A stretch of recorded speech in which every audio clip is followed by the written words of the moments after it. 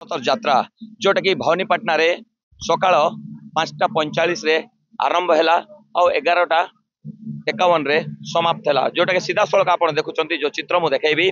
ये हूँ माणिकेश्वरी मंदिर जो भक्त मैंने ये छिड़ा होती आउ छतर को महाराजा ये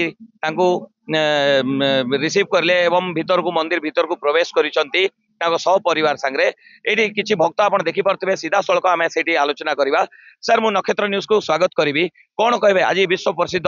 छतर यात्रा को नहीं करी आज छतर विश्व प्रसिद्ध यहाँ आम बहुत सौभाग्यर कथा आउ कलाहांडी बहुत सौभाग्य ए वर्ष 5 ରୁ 7 लाख लोक होते समागम होता बहुत शांति श्रृंखला कौन असुविधा है माँ आशीर्वाद से लोक तो आसंता वर्ष आशा कले बर्तमान आशीर्वाद सबुठी अच्छी निश्चय भल हम। महाराज आज जो माँ माणिकेश्वरी छतर यात्रा लक्ष लक्ष लोग शांति श्रृंखला सहित आसिले भीतर को गला महाराज निजे ताकू स्वागत करी छतर को निजे निज हाथ में बोई करी से भीतर को लेकर मंदिर में स्थापना कले से दृश्य प्रकृति माँ जो आशीर्वाद अच्छी कलाहांडी प्रति समस्ते शांति श्रृंखला सहित दर्शन कर पारे और सबू जाक सुख है से आगामी दिन केमी सबू से छतर यात्रा अपेक्षा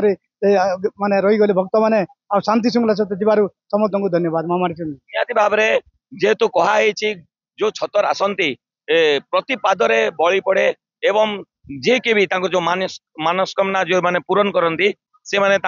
भोग लगाती हेले ये अच्छा आउ जड़े भक्त कौन कहे आज्ञा या नहीं करी जो पादे पादे जो माँ को बलि पड़ुची या नहीं कौन कहे देखु सर्वप्रथम तो कलाहांडी अधिष्ठात्री देवी विश्व प्रसिद्ध छतर यात्रा अवसर में समस्त विश्ववासी मंगल कामना करुच्ची। आज समस्त गर्वर मुहूर्त कलाहांडी अधिष्ठात्री देवी जेना खालू नीतिकांति बाहरी करी आज माँ माणिकेश्वरी मंदिर में प्रवेश कर जो बलि प्रथा कथा पड़ी समस्ते निजर मानसिक रखिकी आसंता वर्ष भी रखि था मानसिक पूरण हेले निश्चित भाव आसिक बलि दियंती एवं माँ आशीर्वाद सदा सर्वदा समस्त भक्तों सदा सर्वदा रही है और कलाहांडीवासी प्रति विशेष रूप से कलाहांडीवासी सब बेले माँ भरसा रखिंट आशीर्वाद भिक्षा करती भाव में कौन कहे माँ जगत जननी माँ